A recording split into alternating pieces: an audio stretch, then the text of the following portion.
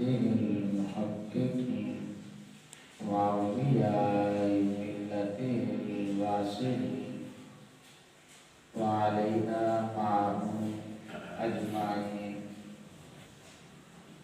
أما بعد فأعوذ بالله السميع العليم من الشيطان اللعين الرجيم. بسم الله الرحمن الرحيم. ألا إن أولياء الله لا خوف عليهم ولا هم يحزنون الذين آمنوا وكانوا يتقون لهم البشرى في الحياة الدنيا وفي الآخرة لا تبديل لكلمات الله ذلك هو الفوز العظيم. صدق الله مولانا العظيم. إن الله وملائكته يصلون على النبي يا أيها الذين آمنوا صلوا عليه وسلموا تسليما. الصلاة والسلام عليك يا سيدي يا رسول الله وعلى آلك وأصحابك يا حبيب الله.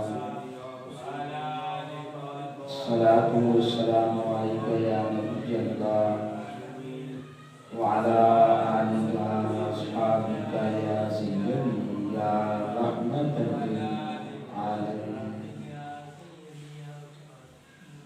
مولاي صل وسلم دائما أبدا على حبيبك خير الخلق كلهم.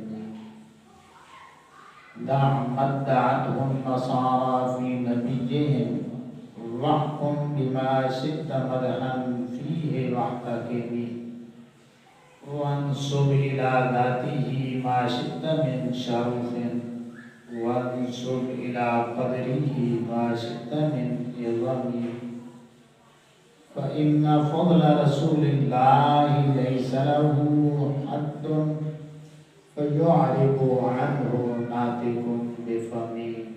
مولاي صل وسلم دائما أبدا على حبيبك خير الخلق كلهم. رب اشرح لي صدري ويسر لي أمري واحلل عقدة من لساني يفقهوا قولي. اللهم نور قلوبنا بالقرآن وزين أخلاقنا بالقرآن ونجنا من النار بالقرآن وادخلنا في الجنة بالقرآن.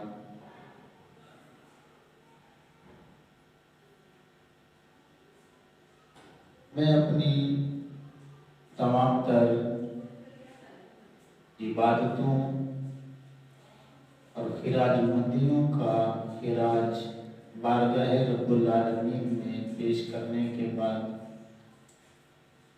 درود و سلام کا نذرانہ آقائے کائنات امام الانبیاء خاتم الانبیاء شاہ پہر پر مالک خوشکتر اللہ کے پیغمبر امت کے رہبر دونوں عالم کے سرور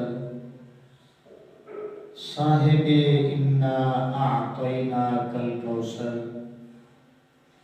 شہنشاہ قوم و مقام سید انسجاں شفیع مجرماں رحمت عالمیہ صلی اللہ تعالی علیہ وآلہ وسلم کی بارگاہ ناز میں پیش کرنے کے بعد آپ تمامی احباب کو السلام علیکم ورحمۃ اللہ وبرکاتہ۔ میں سب سے پہلے اللہ رب العزت کی بارگاہ میں یہ دعا پیش کرتا ہوں کہ اللہ رب العزت مجھے حق بیان کر کے سنا کے ہم سبھی کو عمل کی توفیق عطا فرمائے۔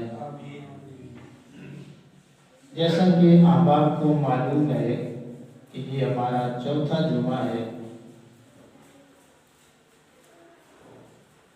سب سے پہلے ہم نے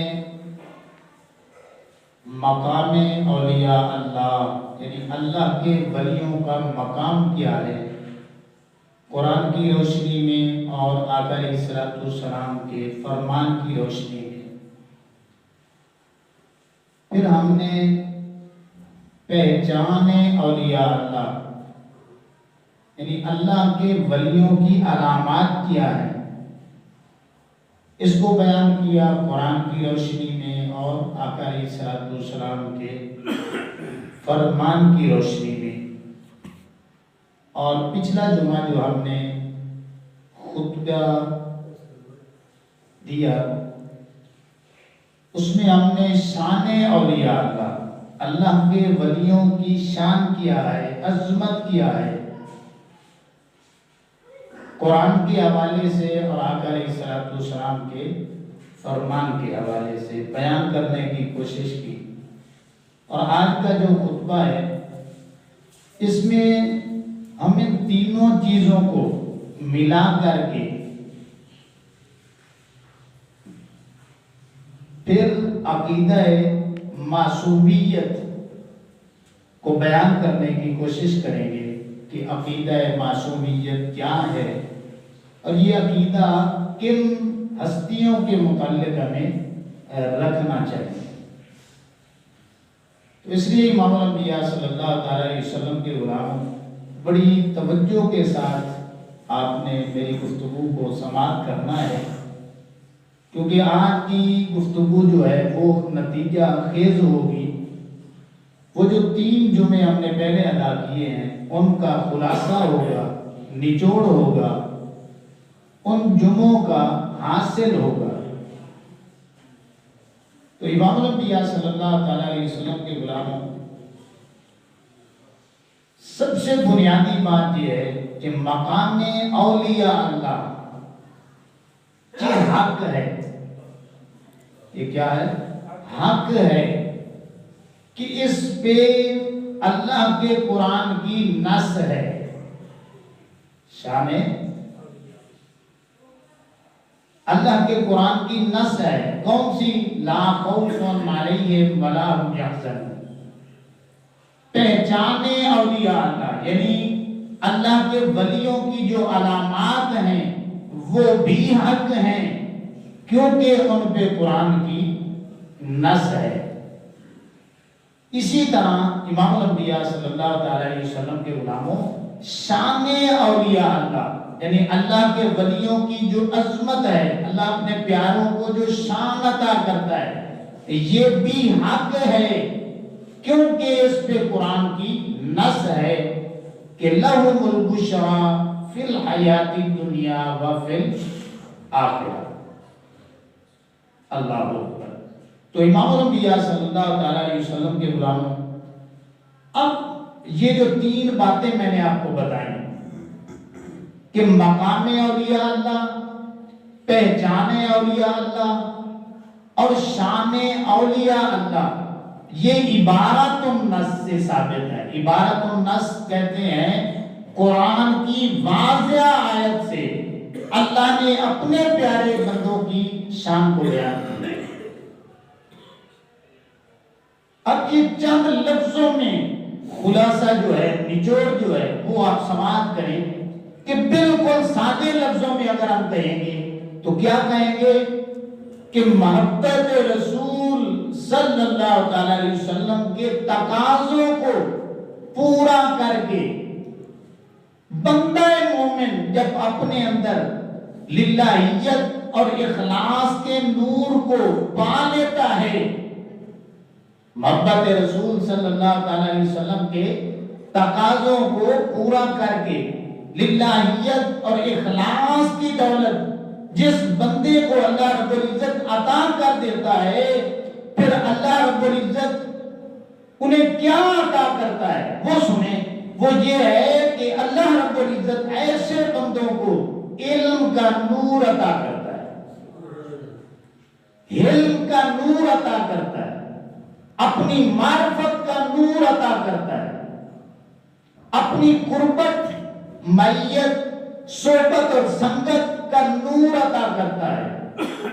اب بالکل سادے لفظوں میں اگر میں بیان کروں تو یہ ہے کہ اگر کوئی بندہ مومن قل ان کنتم تحبون اللہ فاتبعونی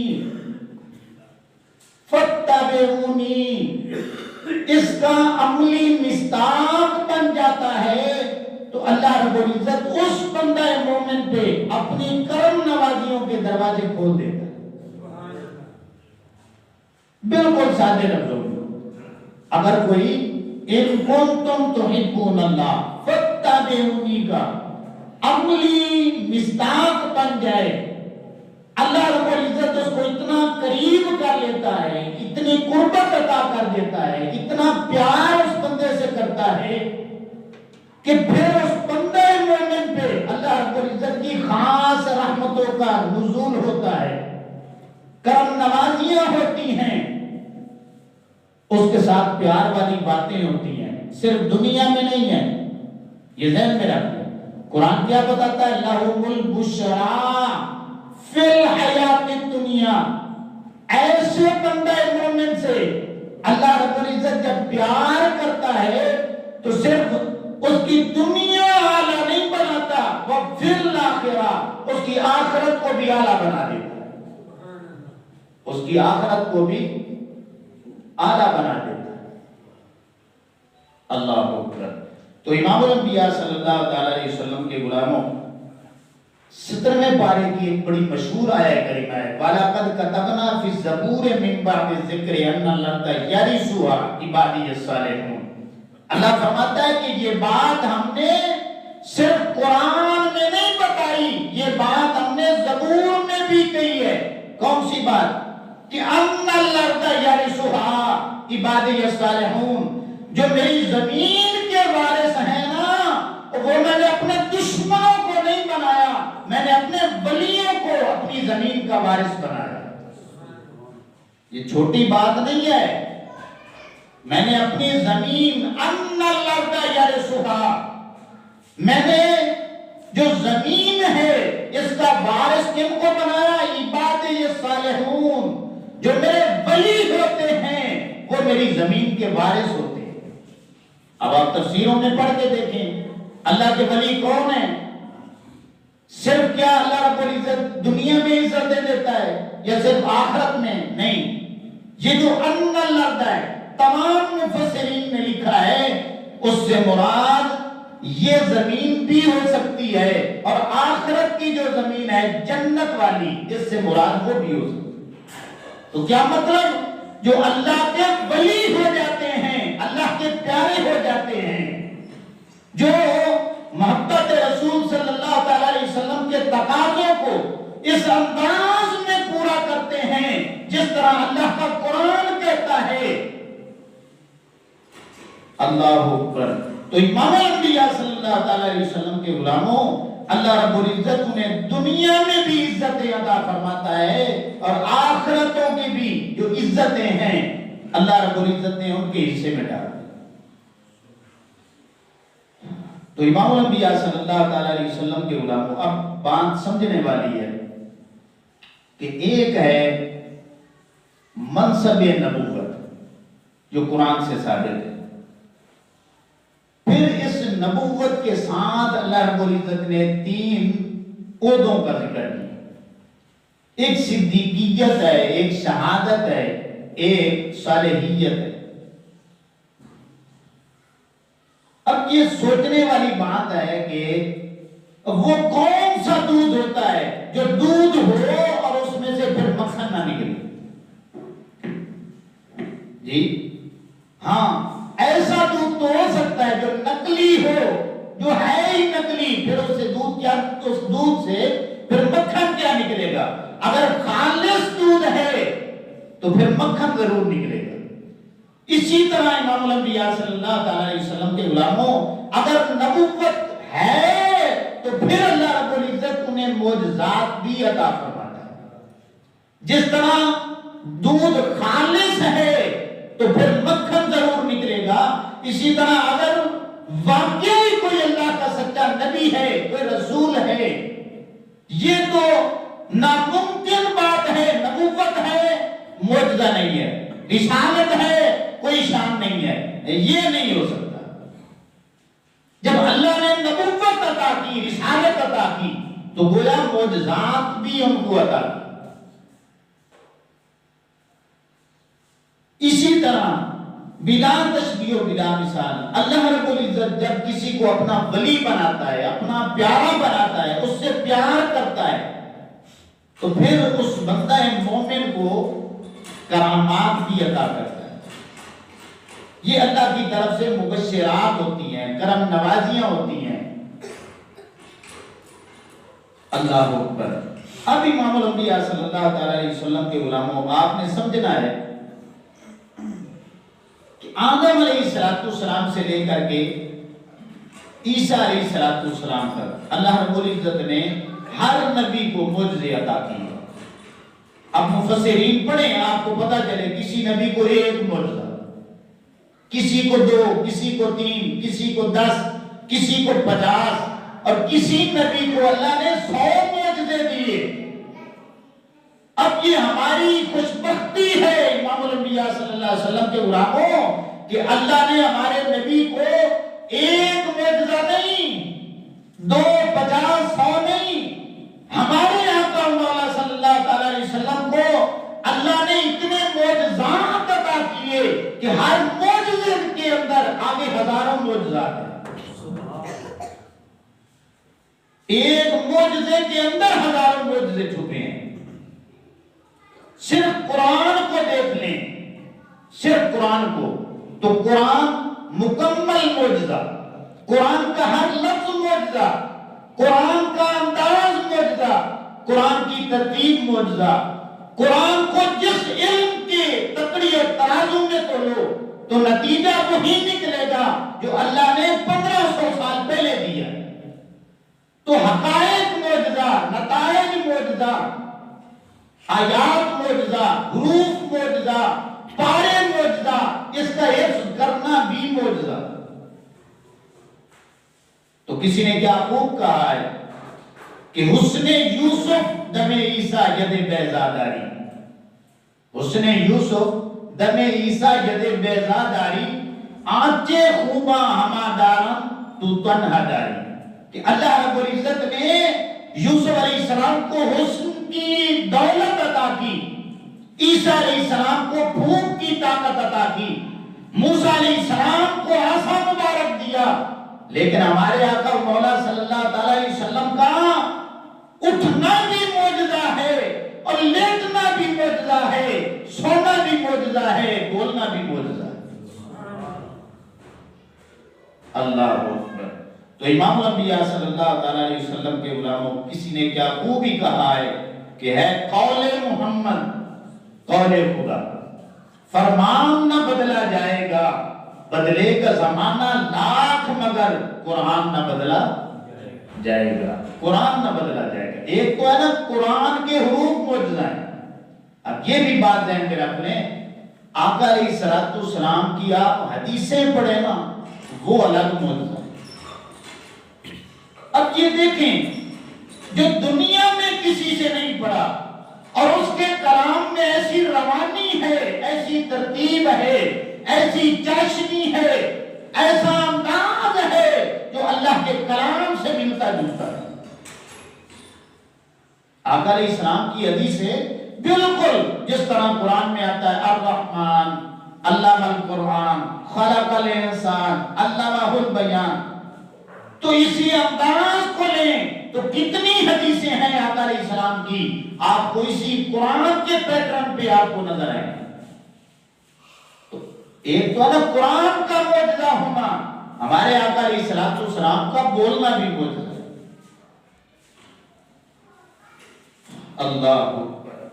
ہم کیا سمجھتے ہیں کہ آقا علیہ السلام نے اعلان نبوت کے بعد جو معجزے ہیں نا، بس وہ معجزے، ہم نے یہ سمجھ رکھا ہے اپنی نادانی کی وجہ سے، اگر قرآن پڑھے نا تو جو 40 سال کی زندگی ہے جس میں آقا علیہ السلام نے اعلان نبوت نہیں کیا، آپ قرآن پڑھ کے دیکھیں، اللہ فرماتا ہے جب لوگوں نے اعتراض کیا نا آقا علیہ السلام نے اعلان نبوت کیا تو مختلف لوگوں نے کیچڑ اچھالا، باتیں کی، انگلیاں اٹھائیں، تو اب آقا علیہ السلام خاموش ہوئے، اللہ نے قرآن نازل کیا، اللہ نے فرمایا کہ میرے نبی کریم علیہ السلام آپ نے میری توحید کی بات کی ہے، اب انہوں نے اعتراض کر دیا ہے، آپ نے میری الوہیت کی بات کی ہے، لوگوں نے اعتراض کر دیا ہے، اب میری الوہیت کی توحید کی جو دلیل ہے وہ کیا ہے؟ اب سنیں قرآن، اللہ فرماتا ہے لعمرک، اے میرے نبی کریم علیہ السلام، اور میری توحید کوئی جو سب سے بڑی دلیل ہے وہ میں نے آپ کی 40 سالہ زندگی کو بنا دی، اعلان نبوت سے جو پہلے زندگی ہے۔ ہم کیا ہے، ہم نے کیا سمجھ رکھا ہے کہ اعلان نبوت کے بعد شانیں ہوتی ہیں؟ نہیں، اللہ رب العزت نے اعلان نبوت سے پہلے جو 40 سالہ دور آقا علیہ السلام نے گزارا ہے، اللہ فرماتا ہے کہ میرے حبیب کریم علیہ السلام ان کو مخاطب کر کے کہو اور تم میرے رب کا انکار کرتے ہو اور میرے پاس دلیل ہے جو تمہاری سمجھ میں بھی آتی ہے۔ وہ دلیل کون سی ہے؟ دلیل یہ ہے اگر 40 سالہ دور میں اور میں نے تمہارے ساتھ کوئی جھوٹ بولا ہے تو مجھے بتاؤ، اور میں نے تمہارے ساتھ کوئی دھوکہ دہی کی ہے تو پھر مجھے بتاؤ، اور میں نے تمہارے ساتھ کوئی زیادتی کی ہے تو پھر مجھے بتاؤ، اور میں نے تمہارے ساتھ کوئی داؤ لگایا ہے تو پھر مجھے بتاؤ، اور خود سوچو تم بھی بندے ہو میں بھی بندہ ہوں، تم بھی بظاہر انسان ہو میں بھی انسان ہوں، لیکن اللہ نے مجھے ایسا بنایا ہے اور تم بھی کہتے ہو کہ یہ صادق بھی ہے امین بھی ہے، اور دشمن ہو کر گواہی دیتے ہو، تو میرے رب نے مجھے بتایا ہے کہ میرا صادق ہونا امین ہونا یہ اللہ رب العزت کی الوہیت کی دلیل ہے۔ گویا آقا علیہ السلام نے اپنی تعریف کر کے اپنی نعت بیان کر کے اللہ کی توحید کو ثابت کیا۔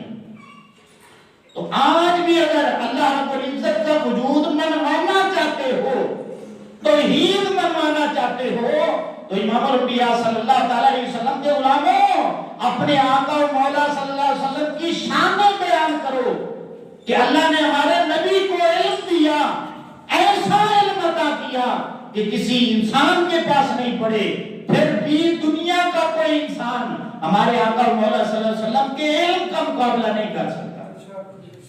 اللہ نے علم اتنا دیا کہ کسی دنیا کے انسان کے پاس ایسا علم نہیں ہے، اور جتنی بھی خوبیاں ہیں اچھائیاں ہیں وہ ایک طرف رکھ لو، ہمارے آقا مولا صلی اللہ علیہ وسلم کی ذات کو ایک طرف رکھ لو، وہ خوبیاں نیچے نظر آئے گی، ہمارے آقا علیہ السلام کی ذات آپ کو اونچی نظر آئے گی۔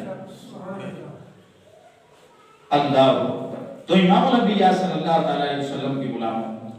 اب میں انبیاء کرام کے معجزے آپ کو بتانا چاہتا ہوں، صرف اشارے کرنا چاہتا ہوں، صرف قرآن پہ پیش کروں گا کہ موسیٰ علیہ السلام کے بچپن کا واقعہ اللہ کے قرآن میں موجود ہے، ان کا صندوق میں بند ہونا، دریا میں تیرنا، فرعون کے پاس پہنچنا، یہ اللہ کے قرآن میں موجود ہے۔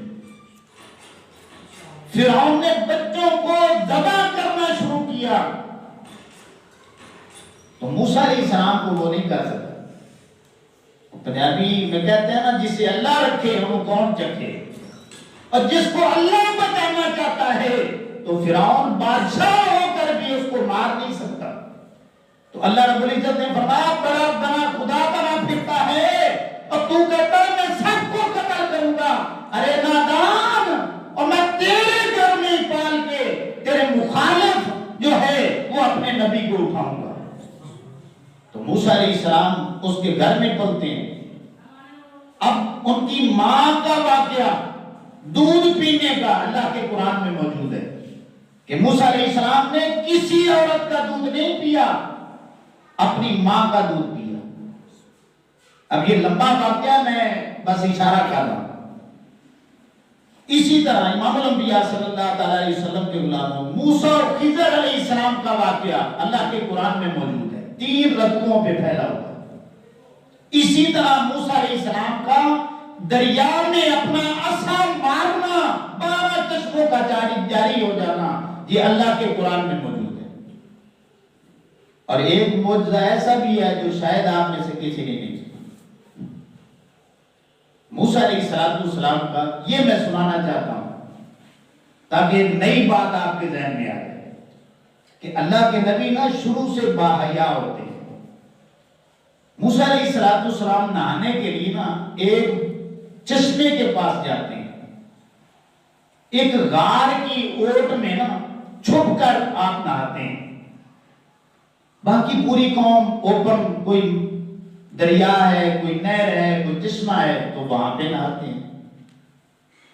امام الانبیاء صلی اللہ تعالیٰ علیہ وسلم کے غلاموں، اب بنی اسرائیل میں نا ایک بات کسی نے اڑا دی کہ موسیٰ علیہ السلام مرد نہیں ہے۔ اب میں اشارے میں بات کر رہا ہوں، مرد نہیں ہے، یہ نہ عورت ہے نہ مرد ہے۔ جب یہ بات پھیلائی نا تو اللہ رب العزت کی غیرت کو جلا لایا۔ اللہ رب العزت نے پتھر کو حکم دیا، موسیٰ علیہ السلام ادھر نہا رہے ہیں چشمے پہ، ایک پتھر کے اوپر اپنے کپڑے اتار کے رکھتے ہیں۔ اب اللہ نے حکم دیا اس پتھر کو کہ جہاں بنی اسرائیل کے لوگ نہا رہے ہیں نا، اے پتھر ادھر دوڑنا شروع کر دے۔ امام انبیاء صلی اللہ تعالیٰ علیہ وسلم کے غلاموں، وہ اللہ کے حکم سے پتھر موسیٰ علیہ السلام کے کپڑے لے کر بھاگنا شروع کر دیتا ہے۔ اب موسیٰ علیہ السلام پیچھے سے دوڑنا شروع کرتے ہیں۔ اب یہ قرآن کا واقعہ میں بتا رہا ہوں، شاید آپ نے یہ سمجھا ہوگا سیرت کا واقعہ، عام کتابوں میں نہیں، یہ اللہ کے قرآن میں موجود ہے۔ امام الانبیاء صلی اللہ تعالیٰ علیہ وسلم کے غلاموں، وہ پتھر وہیں جا کے رک جاتا ہے جہاں پہ بنی اسرائیل کے لوگ نہا رہے ہوتے ہیں۔ اب موسیٰ علیہ السلام بھی دوڑ رہے ہوتے ہیں۔ اب پوری قوم نے جلوہ دیکھا کہ موسیٰ علیہ السلام واقعی مرد ہے۔ جو ہم نے الزام لگایا نا وہ عیب تو موسیٰ علیہ السلام میں ہے ہی نہیں۔ اب یہ واقعہ موسیٰ علیہ السلام کے زمانے میں ہے، موسیٰ علیہ السلام کا واقعہ ہے۔ اللہ رب العزت نے قرآن بنا کے اپنے حبیب کریم علیہ السلام کا معجزہ بنا کے اپنے حبیب کریم علیہ السلام کی آیات کی شکل میں اس کا نزول کر دیتا ہے۔ اب یہ لکھا ہوا کہاں پہ ہے؟ جی 22ویں پارے میں لکھا ہے۔ اللہ فرماتا ہے یا ایھا الذین آمنوا لا تکونوا کالذین آذوا موسیٰ فبرأہ اللہ مما قالوا۔ کیا ایمان والو، اے میرے حبیب کریم علیہ السلام کے غلاموں، آپ بھی سن لو، اور میرے نبی موسیٰ علیہ السلام پہ انہوں نے اعتراض کیا، انگلی اٹھائی، میری غیرت کو جلا لایا ہے جو انہوں نے اعتراض کیا ہے۔ میں مالک ہو کر جواب دیتا ہوں فبرأہ اللہ مما قالوا، کہ اللہ نے ان کو اس سے بری قرار دے دیا۔ یہ بھی معجزہ ہے۔ اللہ نے قرآن کی زینت بنا دی۔ امام الانبیاء صلی اللہ تعالیٰ علیہ وسلم کے غلام اور بھی معجزات ہیں۔ اب عیسیٰ علیہ السلام کی طرف آئیں کہ عیسیٰ علیہ السلام مردوں کو زندہ کرتے ہیں۔ کوڑی ایک برس ہے، ایک مرض ہے، بس ہاتھ لگا دیتے ہیں، شفا مل جاتی ہے، شفا مل جاتی ہے۔ اسی طرح جتنے بنی اسرائیل کے لوگ جو کچھ کھا کے آتے ہیں یا گھروں میں چھپا کے آتے ہیں، عیسیٰ علیہ السلام اس کی خبریں دیتے ہیں۔ اس کا ذکر قرآن میں موجود ہے۔ اچھا، عیسیٰ علیہ السلام کا آنا بھی معجزہ اللہ نے بنایا ہے کہ باپ بغیر پیدا کیا۔ عیسیٰ علیہ السلام کا اس دنیا سے جانا بھی اللہ نے معجزہ بنا دیا کہ آج بھی زندہ ہے، چوتھے آسمان پہ موجود ہے۔ آج بھی معجزہ عیسیٰ علیہ السلام کا موجود ہے۔ تو امام الانبیاء صلی اللہ تعالی علیہ وسلم کے غلام یوسف علیہ السلام جب مصر کے بادشاہ بنتے ہیں، بھائی ملتے ہیں، ملاقات ہو جاتی ہے، تو بھائی ساری بات بتاتے ہیں کہ بھائی یوسف آپ کی محبت میں ابا جی نے اتنے آنسو بہائے ہیں کہ آنکھیں جو ہے نا اب خشک ہو چکی ہیں، آنکھوں کا نور چلا گیا ہے۔ تو حضرت یوسف علیہ السلام فرماتے ہیں بھائیو اور میری محبت میں روئے ہیں نا تو میں اللہ کا نبی ہوں، اللہ کی محبت میں روئے ہیں، گویا اللہ کی محبت میں روئے ہیں، اب یہ میری قمیض لے جاؤ اور میرے باپ کی آنکھوں پہ لگا دینا۔ اللہ رب العزت جو آنکھیں جا چکی ہیں، نور چلا گیا ہے، آنسو خشک ہو چکے ہیں، اللہ رب العزت اپنا نور واپس کر دے گا، لوٹا دے گا۔ تو یہ معجزہ قرآن میں موجود ہے۔ اسی طرح امام الانبیاء صلی اللہ علیہ وسلم کے غلاموں حضرت سلیمان علیہ السلام کا چیونٹی کا واقعہ قرآن میں موجود ہے، ہدہد کا واقعہ اللہ کے قرآن میں موجود ہے، اور مزے کی بات یہ ہے کہ سلیمان علیہ السلام کی موت کو بھی اللہ رب العزت نے معجزے کے طور پر قرآن میں بیان کیا۔ 22ویں پارے فَلَمَّا قَضَيْنَا عَلَيْهِ الْمَوْتَ مَا دَلَّهُمْ عَلَى مَوْتِهِ إِلَّا دَابَّةُ الْأَرْضِ تَأْكُلُ مِنْ سَأَتِهَا۔ اب ایک واقعہ پہ ایک گھنٹہ چاہیے، لیکن میں اشارے کر رہا ہوں۔ اب یہ جو انبیاء کرام کے واقعات میں نے بیان کیے، آپ سوچیں گے کہ اس کا کیا فائدہ ہے؟ اللہ رب العزت نے قرآن مجید میں 1000 واقعہ بیان کیا، تو اللہ رب العزت نے ایسے ہی بیان کر دیے، کوئی فائدہ نہیں ہے؟ نہیں، یہ بات بھی قرآن میں موجود ہے۔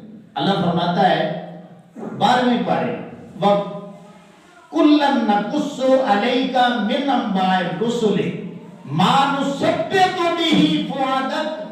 اے میرے حبیب کریم علیہ السلام کی امت، آنے والے کلمہ کو یا غیر مسلم ممکن ہے قرآن پہ اعتراض کریں کہ اللہ نے واقعات بیان کیے، تو اس میں کیا فائدہ ہے ایمان والوں کو؟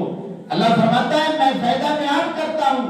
وَكُلًّا نَقُصُّ، آدم علیہ السلام سے لے کر کے عیسیٰ علیہ السلام تک جتنے بھی میں نے واقعات بیان کیے ہیں، مِنْ أَنْبَاءِ الرُّسُلِ، اس میں انبیاء کرام کی خبریں ہیں، مَا نُثَبِّتُ بِهِ فُؤَادَكَ، جب میرے حبیب کریم علیہ السلام کی امت ان واقعات کو پڑھے گی ان کا ایمان مضبوط ہوتا چلا جائے گا۔ تو اس کا مطلب یہ ہے کہ جب آقا علیہ السلام کی امت کے سامنے کسی بھی نبی کے کسی بھی واقعہ کو بیان کیا جائے تو ان کا ایمان مضبوط ہو جاتا ہے۔ تو ایمان کو مضبوط کرنے کے لیے ہم قرآن کی تلاوت کرتے ہیں، اپنے ایمان کو مضبوط کرنے کے لیے ہم نبیوں کے واقعات جو ہیں وہ قرآن سے لیتے ہیں، پڑھتے ہیں، سنتے ہیں، سناتے ہیں۔ اللہ اکبر۔ تو امام الانبیاء صلی اللہ علیہ وسلم کے غلاموں، اب یہ میں نے انبیاء کرام کے حوالے سے آپ کو باتیں بتائیں۔ اب کرامات جو ہے نا، یہ اللہ کے ولیوں سے اس سے بھی اس کا صدور ہوتا ہے۔ کیوں ہوتا ہے وہ آگے بتاؤں گا۔ اب آپ پوچھیں گے کہ یار کوئی کرامات قرآن میں بھی موجود ہیں، اللہ نے کسی اپنے ولی کی کرامت کو قرآن میں بیان کیا ہے؟ جی بیان کیا ہے۔ وہ آپ پڑھ کے دیکھیں کہ حضرت مریم عیسیٰ علیہ السلام کی والدہ وہ ولیاں ہیں، ولیہ نبی نہیں ہے، عورت نبی نہیں ہوتی۔ حضرت مریم سلام اللہ علیہا وہ ولیہ ہیں، نبی نہیں ہے۔ تو آپ پڑھ کے دیکھیں اللہ کے قرآن میں کہ حضرت مریم سلام اللہ علیہا کے پاس بے موسم پھل جو ہے نا وہ آ جایا کرتے تھے۔ بے موسم پھلوں کا آنا، یہ شان حضرت مریم کو اللہ رب العزت نے عطا کی تھی۔ اسی طرح بنی اسرائیل کے اللہ کے جو ولی ہیں ان کا ذکر موجود ہے کہ وہ تخت اٹھا کے سلیمان علیہ السلام کے سامنے پیش کر دے. تو بنی اسرائیل کی جو آج بھی کتابیں ہیں نا ان میں ان کا نام عاصم بن برقیہ ہے. ہماری کسی کتاب میں نہیں ہے. بنی اسرائیل کی جو آج ٹیمپل شدہ کتابیں ہیں ان میں نام بھی موجود ہے عاصم بن برقیہ. تو وہ اللہ کے ولی ہیں. قرآن اتنا کہتا ہے کہ سلیمان علیہ السلام کے امتی ہیں جنہیں ہم نے علم عطا کیا ہے. تو عالم ہیں، ولی ہیں، تو اللہ نے ان کو شان عطا کی ہے. تو قرآن میں موجود ہے. اسی طرح اصحاب الاخدود کا واقعہ، اخدود عربی میں کہتے ہیں گڑھے کو، خندق کو. یہ سورہ بروج میں موجود ہے اور مسلم کی ایک لمبی حدیث ہے. اب میں واقعہ سناؤں گا تو پھر ٹائم گزر جائے گا. تو یہ واقعہ بڑا دلچسپ ہے لیکن پھر آپ کو سناؤں گا. تو یہ بھی قرآن میں بھی موجود ہے اور صحیح احادیث میں بھی موجود ہے. اور اس واقعہ میں آگے کتنے واقعات ہیں وہ آپ سن کے حیران رہ جائیں.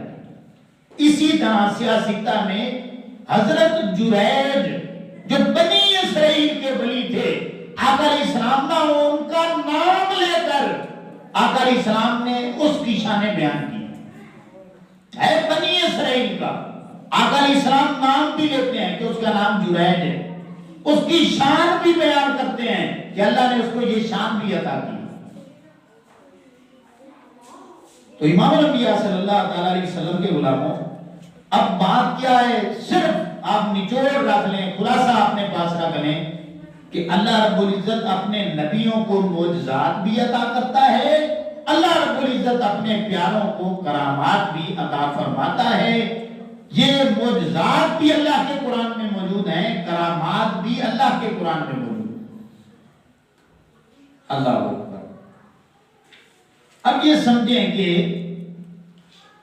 اللہ اپنے ولیوں کو اور اپنے پیاروں کو یہ کرامات جو ہے نا یہ کیوں عطا کرتا ہے؟ اس لیے عطا کرتا ہے کہ اللہ رب العزت ان سے پیار کرتا ہے. اللہ اپنے نبیوں سے بھی پیار کرتا ہے، اللہ اپنے ولیوں سے بھی پیار کرتا ہے. اللہ رب العزت ان کا حیا فرماتے ہوئے، اب یہ آپ پوچھیں گے کہ یہ حیا فرمانا قرآن میں کہاں پہ موجود ہے؟ جی یہ بھی قرآن میں موجود ہے. آپ 16واں پارہ پہلا رکوع پڑھ کے دیکھیں کہ حضرت خضر علیہ السلام ان کا پورا واقعہ جو سیاستہ میں بھی موجود ہے، اس میں ایک لفظ آتا ہے پہلے صفحے پہ پہلے رکوع میں وَقَانَ أَبُوهُمَا صَالِحًا، کہ جو تیسری بات تھی نا، تیسری بات کہ خضر علیہ السلام نے فرمایا تھا موسیٰ علیہ السلام کو کہ جو کچھ بھی میں کر کے دکھاؤں آپ نے بولنا نہیں ہے، بس صبر کرنا. تو دو باتیں پہلے ہو چکی تھی. جب تیسری بات کو دیکھا نا کہ خضر علیہ السلام ایک دیوار کو سیدھا کر رہے ہیں، تو موسیٰ علیہ السلام کو بڑا غصہ آیا کہ یار انہوں نے ایک تو کھانا نہیں پوچھا، دوسرا ہم ان کی دیوار سیدھی کر دیں، تو یہ کون سی بات ہے؟ تو خضر علیہ السلام نے پھر حکمت بیان کی، ان دو باتوں کی بھی اس کی بھی. اس کی حکمت کیا بیان کی کہ اس دیوار کے نیچے ایک خزانہ پڑا ہے جو یتیم بچوں کا ہے، تو یہ ہم دیوار سیدھا کر دیں گے، اتنے تک یہ بچے جوان ہو جائیں گے، پھر اللہ رب العزت نے چاہا تو ان کو خبر مل جائے گی، یہ خزانہ ان تک پہنچ جائے گا. اب قرآن پڑھ کے دیکھیں، اللہ فرماتا ہے وَقَانَ أَبُوهُمَا صَالِحًا، اور میں نے ان بچوں کے جو خزانے کو ہے وہ سلامت کیوں رکھا ہے؟ کیوں؟ اس لیے کہ ان کا جو ابا تھا نا، اللہ فرماتا ہے وہ میرا بڑا پیارا تھا. ان کے جو والد تھے نا وہ اللہ کے ولی تھے، تو اللہ رب العزت اپنے ولی کا حیا کرتے ہوئے اس خزانے کو سلامت اپنے بندے کے بچوں تک پہنچانا چاہتا ہے. تو کیا پتہ چلا؟ اللہ اپنے بندوں کا حیا فرماتا ہے. اللہ اکبر. اب دوسرا واقعہ اشارہ میں کروں گا، سورہ یاسین ومالیہ سے شروع کریں تو اس میں ایک واقعہ آتا ہے حبیب نجار کا. نام تفسیروں میں موجود ہے، واقعہ قرآن میں موجود ہے کہ اللہ کے نبی جاتے ہیں ایک بستی میں، دعوت پیش کرتے ہیں، وہ آگے سے ظلم کرتے ہیں حتیٰ کہ قتل کر دیتے ہیں، تو یہ عام بندہ ہوتا ہے مومن، یہ ان کے ساتھ جا کے لڑائی کرتا ہے، وہ ظالموں، اور تم نے اللہ کے نبیوں کو شہید کر دیا ہے، اب کچھ حیا کرو، اور وہ تو اپنے مالک کا پیغام لے کے آئے تھے، اور اگر کچھ کرنا ہی تھا تو خدمت کر لیتے، اور تم نے تو شہید کر دیا ہے۔ جب اس اللہ کے ولی نے نبیوں کا دفاع کیا تو انہوں نے اس کو بھی ذبح کر دیا۔ اب وہ جنت میں چلا گیا، اب جنت میں جا کر وہ دعا کرتا ہے، اپنے مالک سے خواہش ظاہر کرتا ہے، اے مالک، اور جو تو نے مجھے رتبہ دیا ہے کاش یہ میری دعا قبول ہو جائے، اے مالک یہ شان جو ہے نا جو تو نے مجھے عطا کی ہے کہ نبیوں کی وجہ سے مجھے شہید کیا گیا ہے، اس دعوت کی خاطر شہید کیا گیا ہے، تو نے مجھے مقام کیا عطا کیے ہیں، کاش ان تک میری کوئی بات پہنچا دے۔ یہ خواہش ہے نا جنت میں جا کر، اب اللہ نے اپنے بندے کا احیا کیا کہ میرے بندے کی طلب ہے، خواہش ہے کہ یار دنیا تک میری بات پہنچے۔ اللہ نے فرمایا میرے بندے پریشان نہ ہو، ابھی میرے حبیب کریم علیہ السلام نے آنا ہے، یہ پورا واقعہ اور قرآن کی شکل میں اتار کے اپنے محبوب کی امت تک پہنچا دوں گا، یہ تیرا پیغام میں پہنچا دوں گا۔ تو اللہ نے اپنے بندے کا حیا کیا یا نہیں کیا؟ تو اللہ اپنے بندوں کا حیا فرماتا ہے جو اس کے بندے بن جائے۔ اللہ اکبر۔ تو امام الانبیاء صلی اللہ علیہ وسلم کے غلاموں، اب یہ سمجھنا ہے آپ نے کہ وہ جو حیا کرتا ہے اس کا انداز کیا ہے۔ ادھر توجہ کریں، اب علماء نے لکھا ہے کہ اللہ رب العزت اپنے بندے کا جب حیا فرماتا ہے، کرم نوازی کرتا ہے، اپنی رحمت کے اس پہ دروازے کھولتا ہے، تو اس کے دو طریقے۔ کتنے طریقے ہیں؟ دو طریقے کہ بندہ ترلا کرتا ہے، ترلا اس کو ہم کہیں گے منت کرتا ہے، سماجت کرتا ہے، عاجزی کرتا ہے، انکساری کرتا ہے، دعا مانگتا ہے، مالک اور میں تو بے بس آدمی ہوں، تو کر سکتا ہے، اور جھکتا ہے اللہ کے سامنے، اللہ اس کی مان جاتا ہے۔ ایک یہ طریقہ انبیاء کرام ہو یا اولیاء کرام ہو یہ اپناتے ہیں، ترلا کرنے والا۔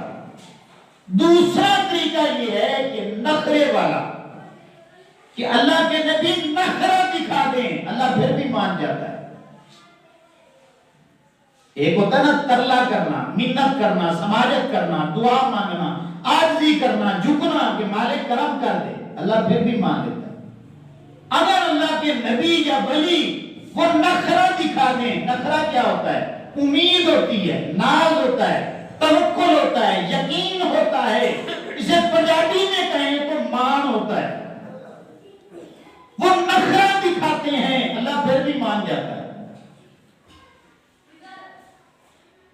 ترلا کرے اللہ پھر بھی مان جاتا ہے، اور نخرہ دکھا دیں اللہ پھر بھی مان جاتا ہے۔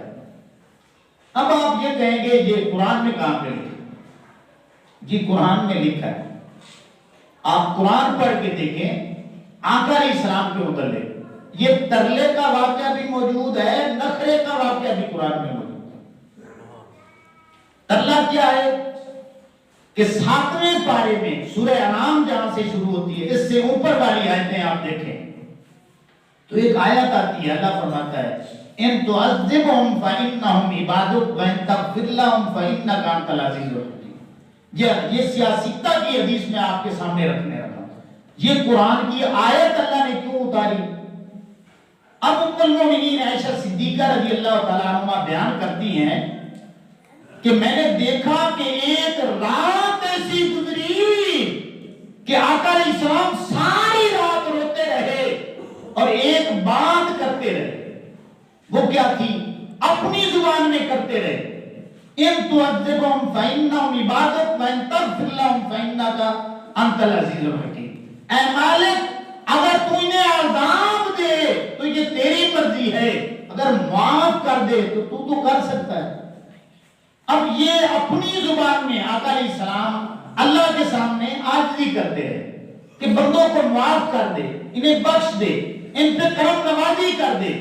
اب اللہ رب العزت نے قرآن بنا کے اپنے حبیب کریم علیہ السلام پہ نازل کر کہ میرے حبیب کریم علیہ السلام یہ الفاظ آپ کے اتنے خوبصورت ہیں، مجھے اتنے پسند آئے ہیں کہ میں نے قرآن بنا کے آپ پہ نازل کر دیا۔ یہ ترلا ہے، منت ہے، مالک کر دے کرم نوازی بندوں پہ۔ تو ترلا اللہ نے مانا ہے یا نہیں مانا؟ مانا ہے۔ اچھا، اب نخرہ کہاں پہ لکھا ہے؟ نخرہ بھی قرآن مجید میں موجود ہے کہ آقا علیہ السلام کھڑے ہیں نماز میں، دل میں خیال آتا ہے اے مالک قبلے کو بدل دے، قبلے کو بدل دے، بس خیال آتا ہے۔ اللہ فرماتا ہے میرے حبیب کریم علیہ السلام وہ ترلا بھی آپ کا بڑا سونا ہے، یہ نخرہ بھی آپ نے بڑا سونا نکالا ہے کہ میری عبادت ہے، تو اپنا رخ بدلنا چاہتا ہے، اس کعبے کی طرف کرنا چاہتا ہے۔ میرے حبیب کریم علیہ السلام آپ کا نخرہ بھی قبول ہے، آپ کا ترلا بھی قبول ہے، ابھی نماز میں رخ بدل دیں، میں نے اس قبلے کی جگہ کو اس کو قبلہ بنا دیا۔ اب یہ باتیں مشکل نہیں ہیں، قرآن میں موجود ہے۔ ترلا بھی اللہ نے مانا ہے، نخرہ بھی مانا ہے۔ اب میں انبیاء کرام کے واقعات پیش کروں تو بڑی لمبی بات ہو جائے۔